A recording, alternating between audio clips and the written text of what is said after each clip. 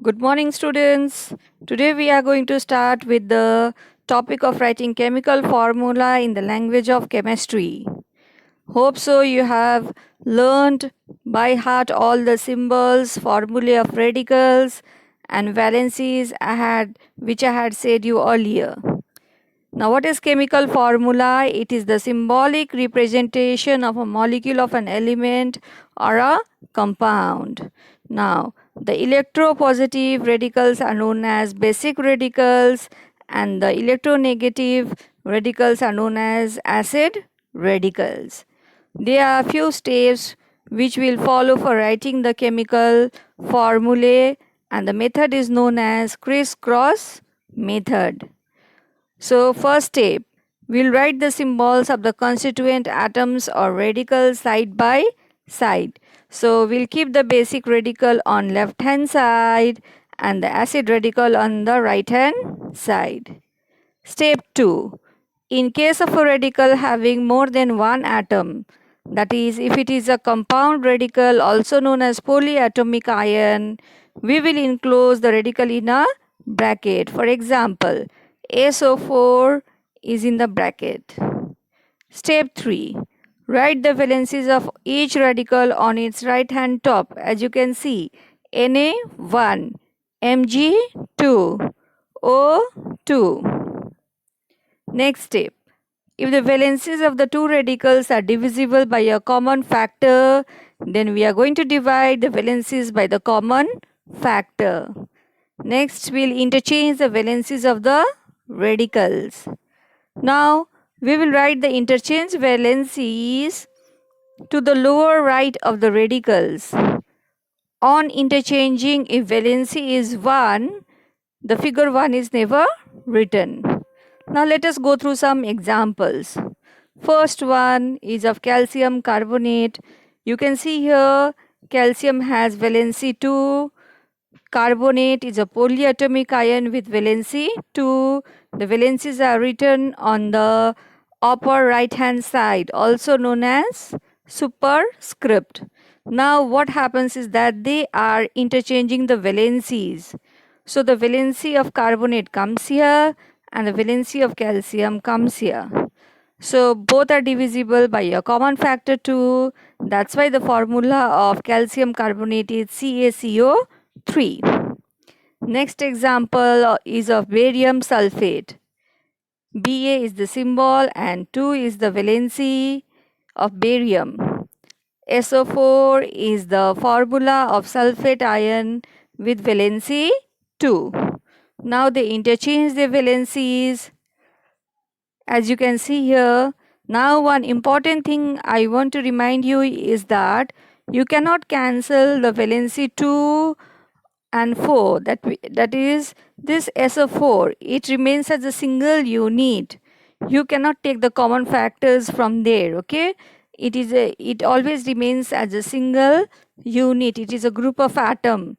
So you need to take the common factors of the digits which are outside of the polyatomic ion. For example, in the case of SO4 it is 2. So both have common factors as 2. So the formula is BaSO4. Now again a reminder, while writing the symbol of an element, the first letter should be in capital and the second small. For example, Ca for calcium, Ba for barium, capital C small l for chlorine, capital B small r for bromine. Next example is of calcium bromide. So Ca2, bromine whose valency is 1. They interchange the valencies and the formula is CaBr2. Similarly, ferrous sulfide. Okay, now ferrous means what is the valency? Its valency is lower, that is 2. If it would be ferric, it would be 3. And sulfur whose valency is 2. They interchange the valencies and you can see the formula is FeS. Next example is of nickel bisulfate. The valency of nickel is 2. Bisulfate formula is HSO4 whose valency is 1. On interchanging the valencies, what do we see? The valency of nickel comes here, and you can see that HSO4, a polyatomic ion, is written in a bracket. Okay, so the formula becomes Ni. One is not necessary to write. HSO4 whole 2.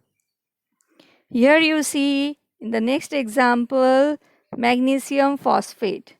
Magnesium valency 2, phosphate formula PO4, and its valency is 3. They interchange their valencies. So the formula is Mg3PO4 whole 2.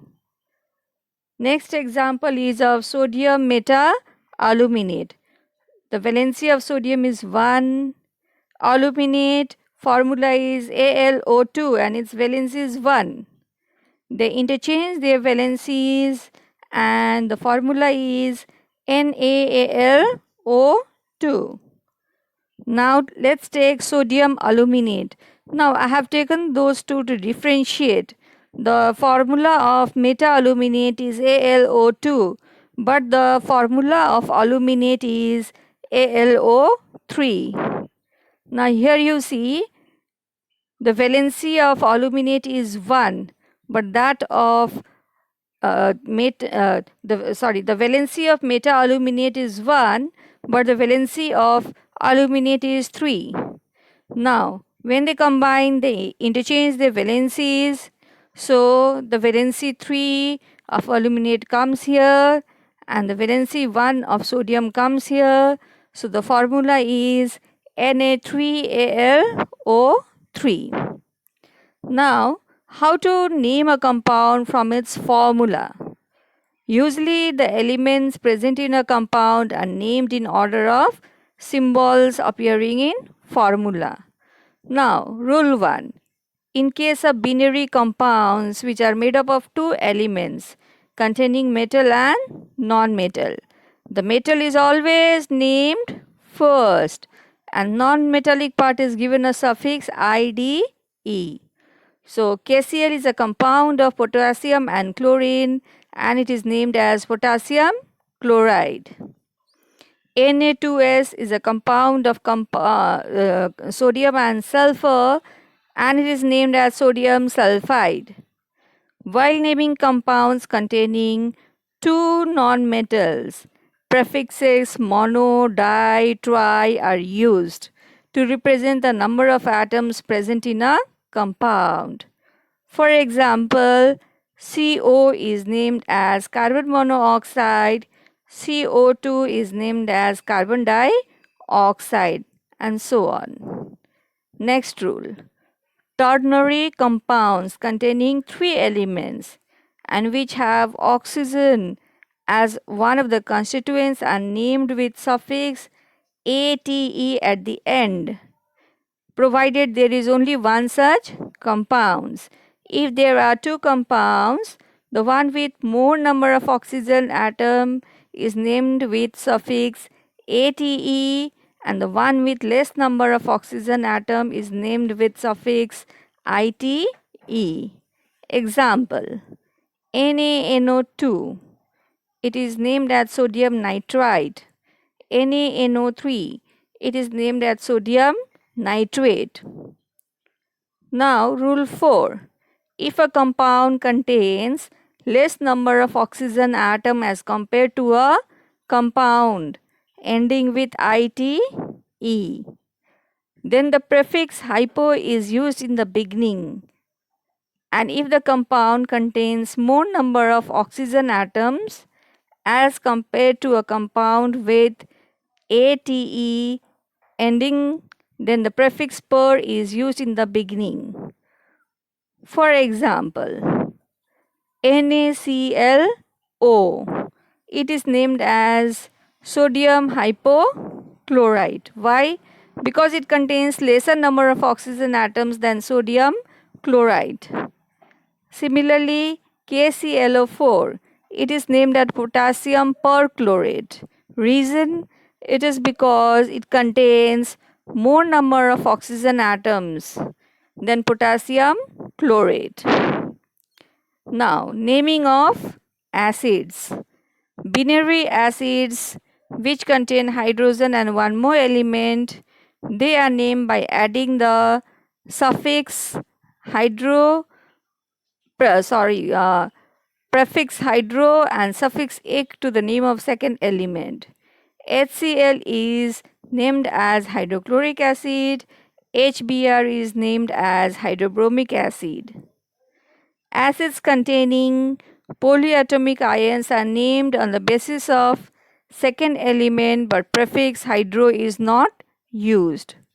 For example, H2CO3 is named as carbonic acid as carbon is the main element. H2SO4 is named as sulfuric acid as sulfur is the main element. Now, bases containing OH group are named by using the suffix hydroxide after the name of the metal. NaOH is named as sodium hydroxide and CaOH whole 2 is named as calcium hydroxide. Now there are certain compounds we are better known by their common names like common salt, washing soda, baking soda, etc. Now we can also estimate the valency from a given formula. Let's take Al2O3. Now what we'll do is that we'll interchange the subscript and write them as superscript. You see, we are interchanging, okay, and writing them as superscript. So in that case, the valency of oxygen is 2 and the valency of aluminum is 3. Thank you so much.